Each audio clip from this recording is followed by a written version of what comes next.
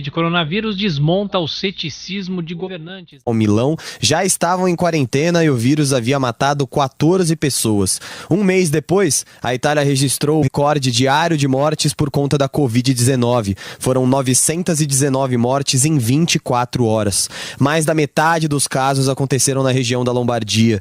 Na última sexta, o prefeito de Milão gravou um novo vídeo. Disse ter subestimado o vírus, admitiu o erro e pediu desculpas aos italianos. O caso de Giuseppe Sala é apenas um exemplo das autoridades mundiais que amenizaram a pandemia de coronavírus e depois aconteceu a mudança de tom do presidente norte-americano Donald Trump. Anticético em relação ao avanço da pandemia, Trump foi atropelado pela disseminação do vírus no país, que fez com que os Estados Unidos se tornasse quase o novo epicentro da doença.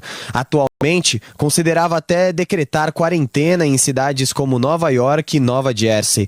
Outras autoridades mundiais também mudaram o tom, como por exemplo Justin Trudeau, primeiro-ministro do Canadá, Boris Johnson, primeiro-ministro do Reino Unido e Andrés Manuel Obrador, presidente do México. No entanto, o professor de Relações Internacionais da SPM, Leonardo Trevisan, a mundial vive atualmente sob algum tipo de restrição de circulação para conter o rápido avanço da Covid-19. Esse balanço foi divulgado pela agência AFP. Comunicação foram na contramão. Espalharam exatamente a sensação de pavor, tendo como carro-chefe o anúncio do grande número de vítimas na Itália. Um país com grande número de idosos e com um clima totalmente diferente do nosso. O cenário perfeito, potencializado pela mídia, para que uma verdadeira histeria se espalhasse pelo nosso país. Que o equilíbrio e a verdade prevaleçam entre nós. O vírus chegou, está sendo enfrentado por nós e brevemente passará. Nossa vida tem que continuar. Os empregos devem ser mantidos. O sustento das famílias deve ser preservado. Devemos, sim, voltar à normalidade. Algumas poucas autoridades, estaduais e municipais, devem abandonar o conceito de terra arrasada. a proibição de transportes, o fechamento de comércio e o confinamento em massa. O que se passa no mundo tem mostrado que o grupo de risco é o das pessoas acima dos 60 anos. Então, por que fechar escolas? Raros são os casos fatais de pessoas sãs com menos de 40 anos de idade. 90% de nós não teremos qualquer manifestação caso se contamine.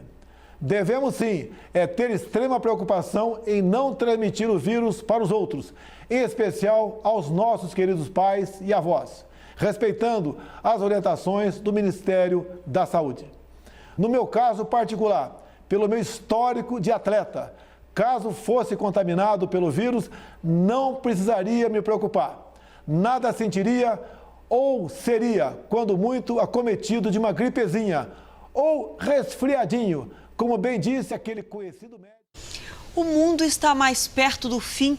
Pelo menos é o que os cientistas americanos acreditam. O Conselho de Segurança Atômica dos Estados Unidos adiantou o chamado relógio do apocalipse.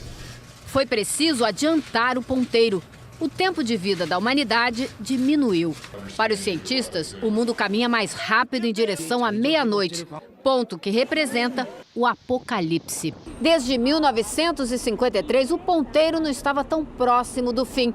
Naquela época, Estados Unidos e União Soviética disputavam uma corrida armamentista.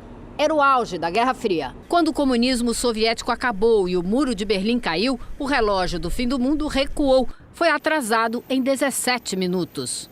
Agora, Estados Unidos e Rússia estão modernizando seus arsenais atômicos, preocupados com o risco de uma guerra nuclear e com a destruição do meio ambiente.